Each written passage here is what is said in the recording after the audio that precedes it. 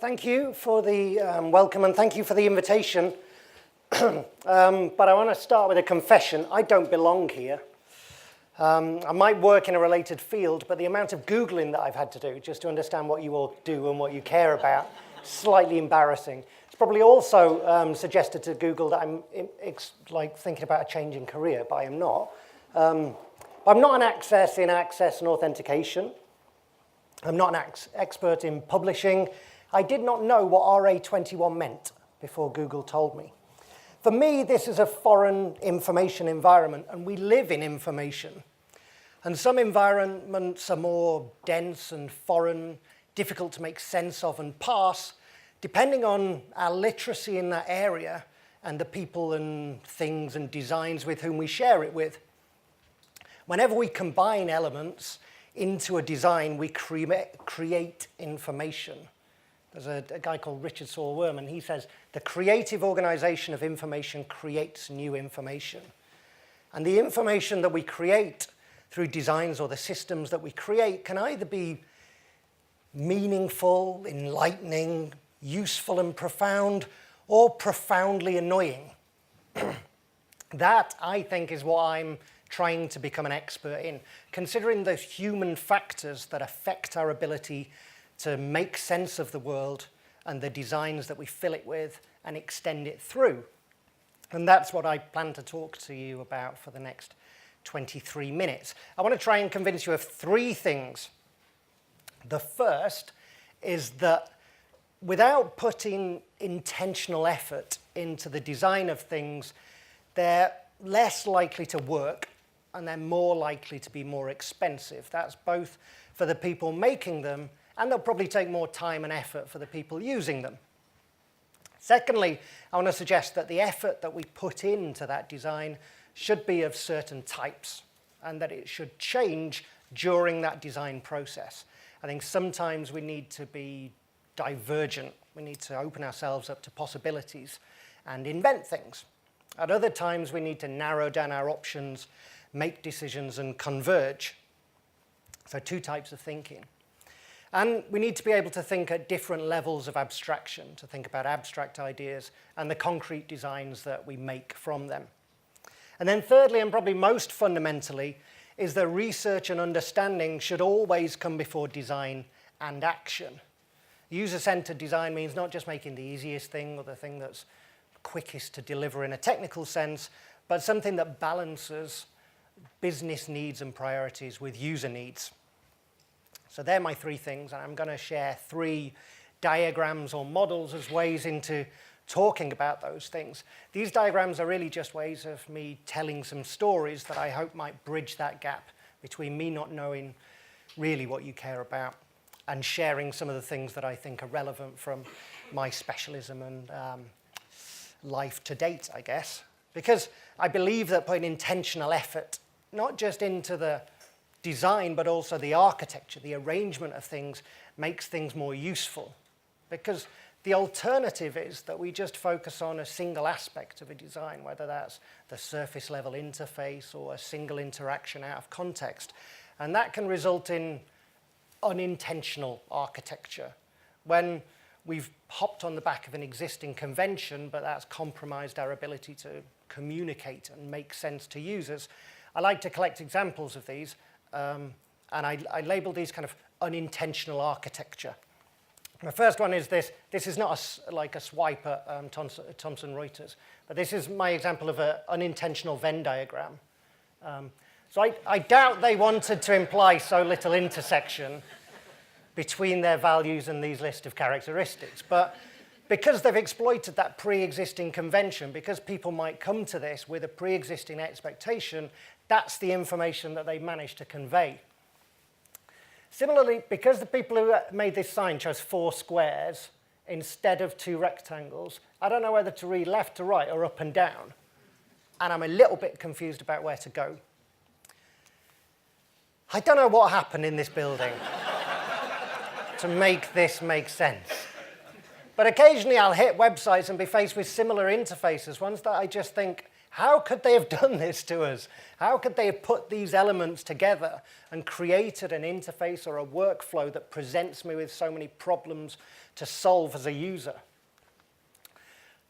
This one's a little different. Apart from the missing eye in stairs, which just adds to the confusion, I think I could probably make sense of this in the real physical world, because we've evolved to make sense of those environments. I think this is a sign next to a corridor, and the odd numbers are on one side and the even numbers are on the other. But whereas we can sort of parse environments in the real world because we've evolved this sense-making ability, sometimes in software and digital interfaces, it's just harder for us to make sense of things. So I like to consider all of the decisions that go into creating interfaces and systems so that I avoid this kind of unintentional architecture and create intentional architecture.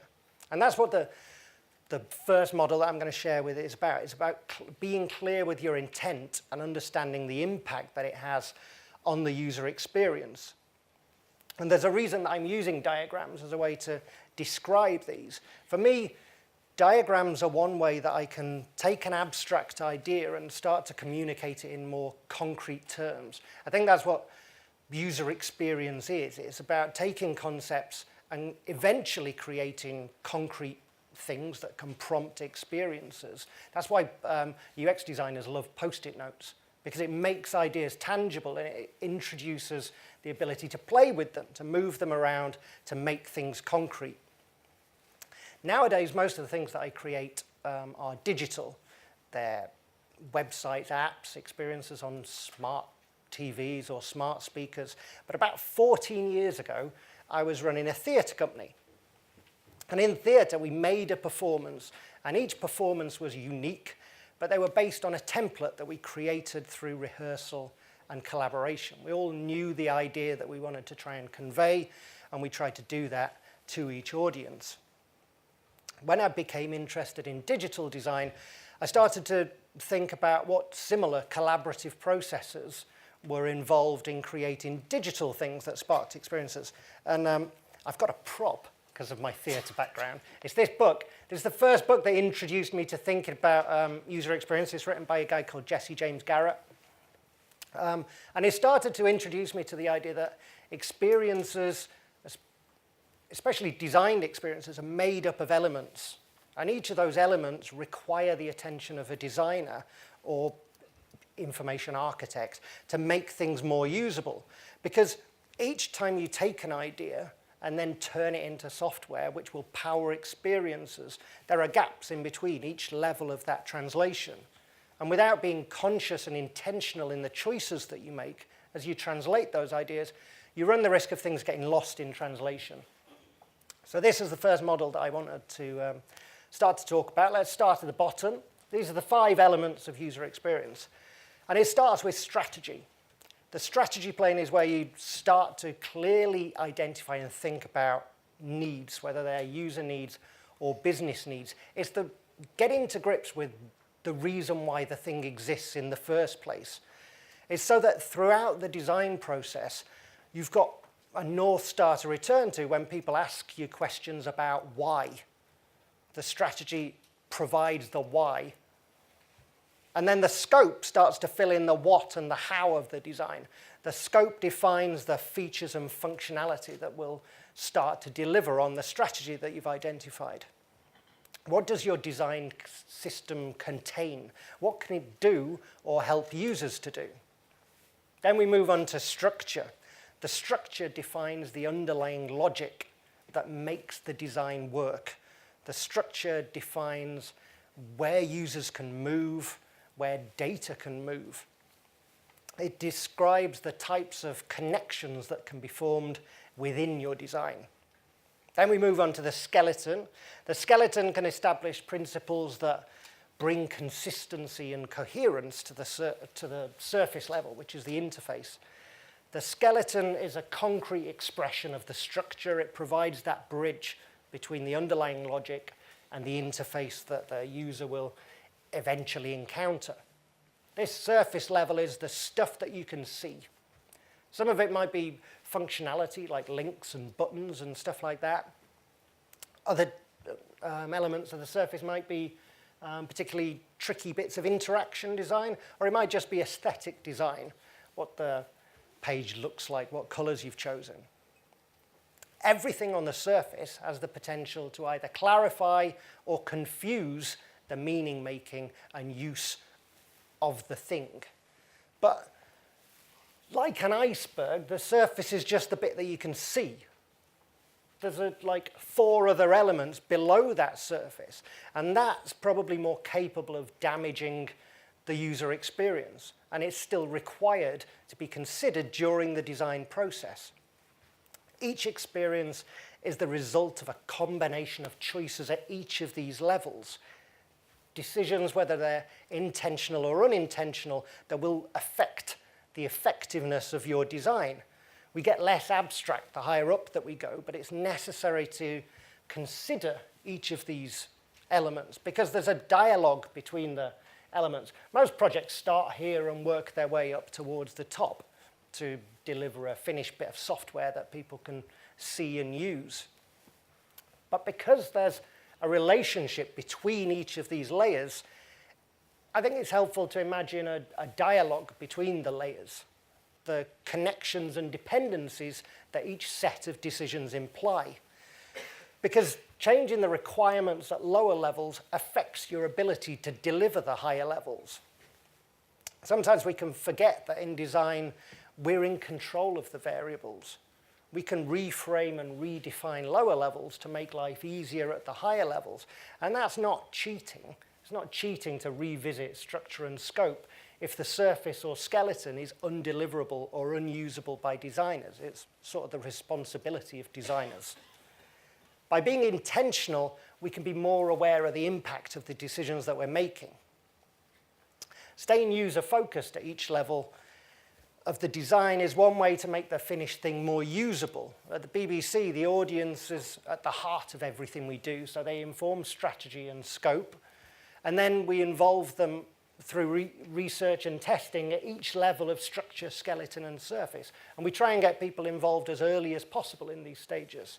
Even if we've just got a simple prototype, we can talk to users and start to understand what they actually need and whether the strategy that we've identified is the right thing to develop, to deliver value and make something that they will actually use and value.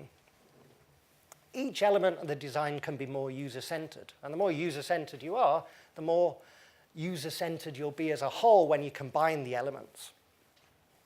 So I read that book and thought, great, I can be a user experience designer now. I didn't. I just had to get to grips with sort of a process. How do you apply that into a design process? And so I started looking for other things. A few years later, I came across the second diagram that I wanted to share. This is the double diamond from the British Design Council, and it describes phases of design.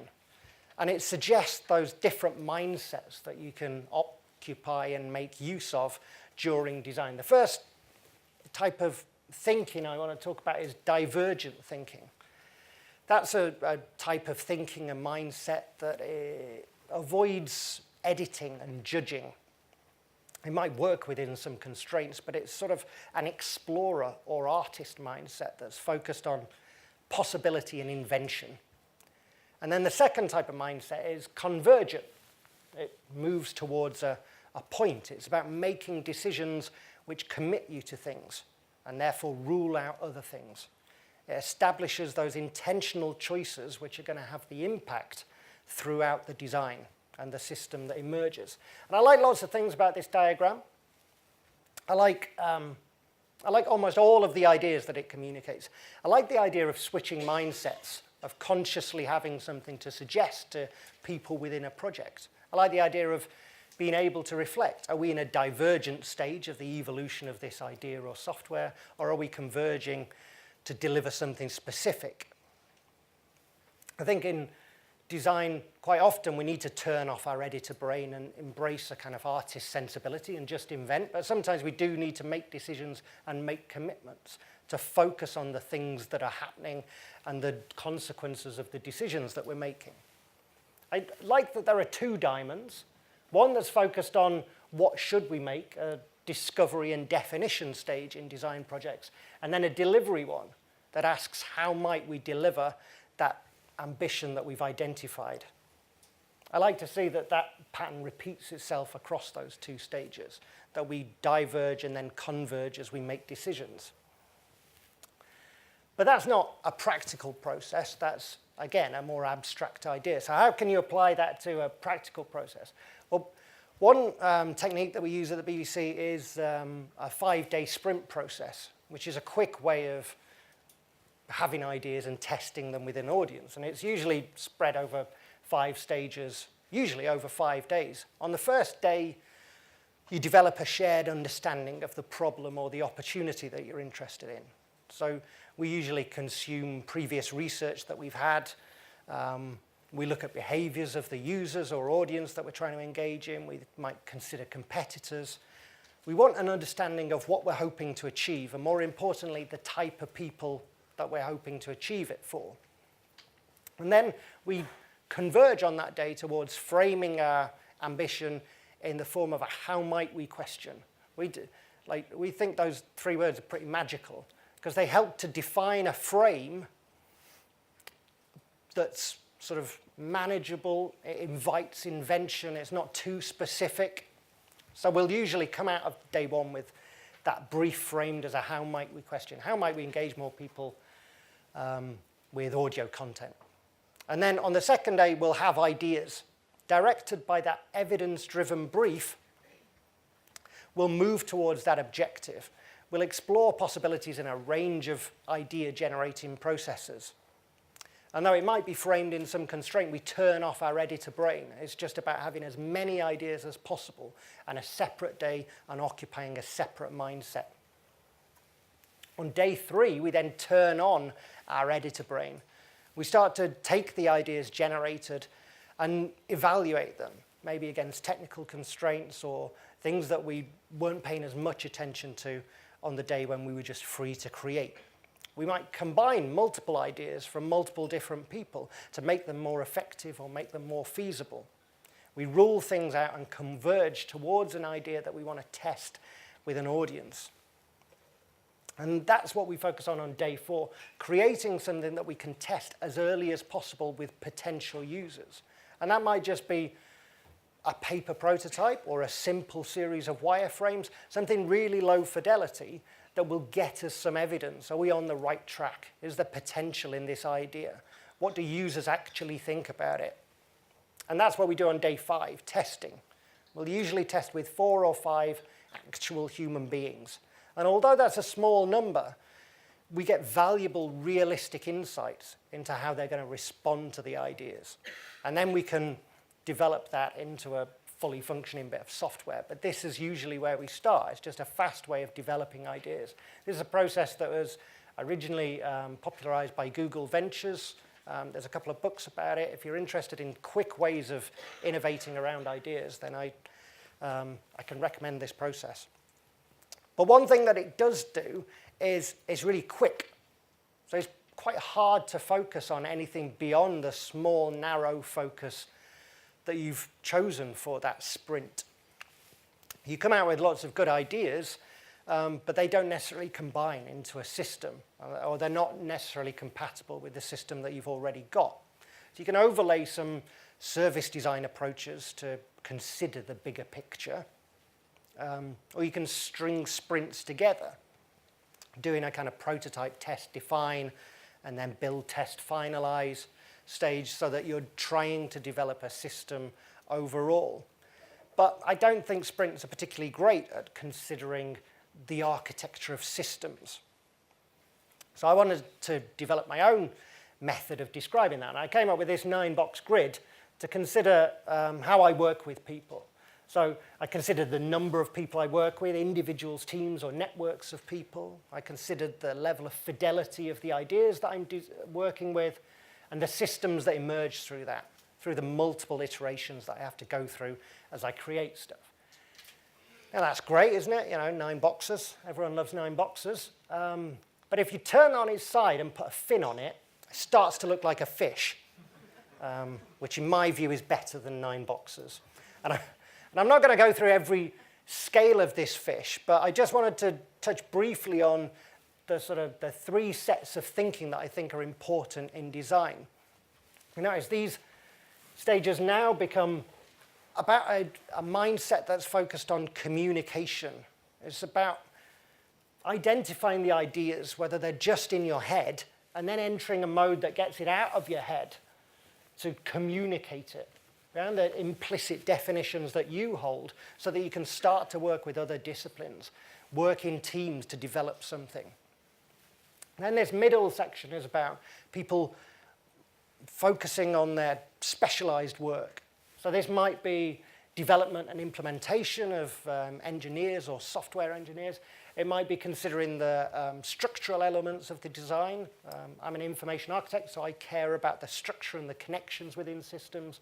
It might be considering the technical infrastructure that the software might sit on. And then there's this third mindset focused on validation and integration, which ultimately leads you to an integrated architecture, considering how your design plays into that broader context. Now, I've had to read it sort of left to right, but the important thing to understand is that fish don't always swim in a straight direction. They sort of loop round. And sometimes halfway through a project, you'll realize that actually you need to revisit these stages, that the common understanding within the project has declined somewhat. Something about the context has changed or assumptions have shifted. So you need to move back into focusing on what the idea is. Have we defined it closely enough? Have we shared a common understanding? At other points, you need to bounce into validation to do early testing of the idea before you move on to the implementation and development stage. We knock back and between and bounce around these 9 boxes, making sure that we don't just make the best thing, but we make the best connected thing, the thing that works in all of the contexts that our users operate in, that's useful across contexts, that's resilient as well as efficient. That's what my work is aimed at. It's aimed at making things that are connected, coherent, efficient, and resilient. And I try and balance each of those elements to create things that not only work, but also delight the people that use it for. Because sometimes, despite research or understanding our audiences, we can sometimes make things that don't actually work for them without having a constant dialogue with users or considering them at every stage or every element of the designed experiences. We can create things that just don't work. In creative projects, there are hundreds, thousands of choices that we make, consciously or unconsciously, intentionally or unintentionally. And each one of those affects our ability to deliver the software and affects the software's ability to fulfill the needs of the user. Lots of people on their first visit to an unfamiliar environment can feel lost and confused, like a fish out of water. Fishes work in a specific type of environment. And when we design software or design information environments, we create new environments, new foreign environments that people need to enter and make sense of. Most information environments are foreign to begin with, but with intentional effort, user-centered design, we can make those easier to make sense of and to use for people, to make them easier and more reliably to meet the needs and ambitions of not just us, but also our users. I started with this picture. This is a photo that I took in a hotel that I stayed at recently. And for a while, I couldn't work out why I felt confused in this room. And then it dawned on me, they've chosen 3 artistic pictures, but that is not how a bridge works. They put them in the wrong order. And I couldn't work out why they'd done that. Was that a conscious artistic choice? Or was it evidence that sometimes we create designs that have got inherent dangers in them? We put meaning at risk or make things harder to use and make sense of. UX design is just a set of tools and a type of thinking that helps us to make things that make more sense, that are easier to use, so that people can enter new information environments and make sense of them. So those were my 3 models. Thank you for the warm welcome and for making me feel like I belong. I hope you enjoy the rest of the day. Thank you.